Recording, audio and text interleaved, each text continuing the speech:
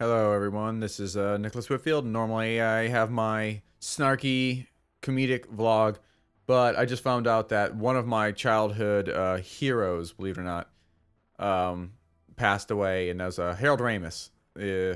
I'll put a picture of him up real quick here. He did a lot of things in his career, but the reason he was my childhood hero was because he was Egon from Ghostbusters, which I probably watched that movie, I'm not even kidding, 400 times as a kid. I think every kid has their movie that they, whether it's current on DVD or back then was VHS or whatever, that you just watch ad nauseum. I mean, just an insane amount. I mean, so much so that I wasn't just a Ghostbuster for Halloween, which a lot of kids were.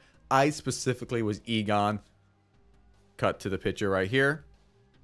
And I just loved that man. I couldn't even, I don't even know why. But I will say this to maybe kids that were, someone watching this who are too young to really know the movie. Maybe they've seen it on TV or something like that. But it was huge. I mean, it was a phenomenon. It was gigantic. And I was literally like 6 years old, something like that.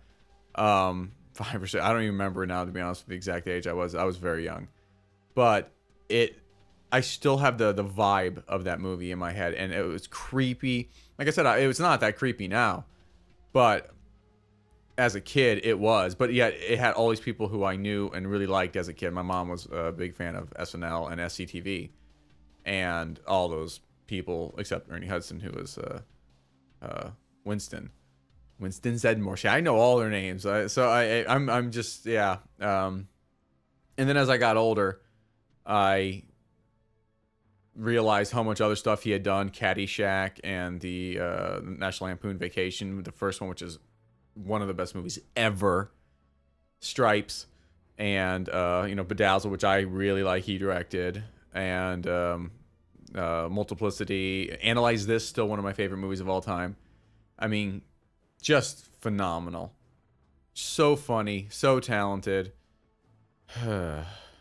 It's actually really depressing to me.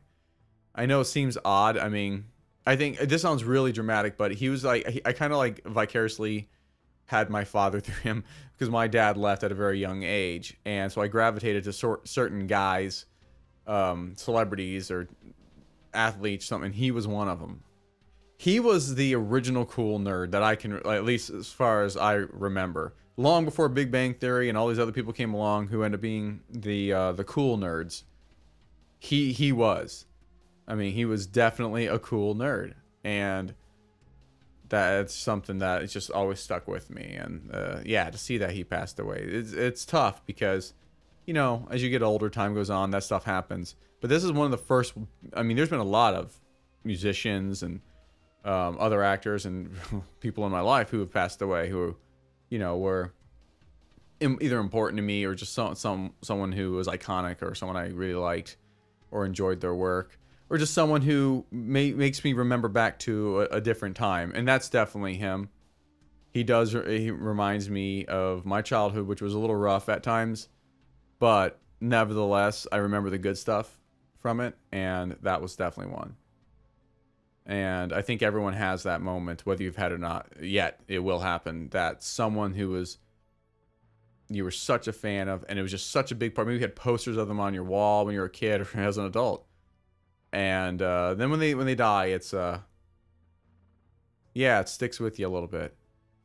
That's hard.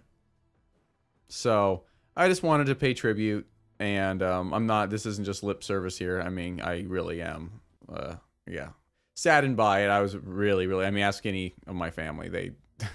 There's no secret that my first man crush was most definitely Harold Ramis. So, yeah, thanks for all the great work and being there in my childhood.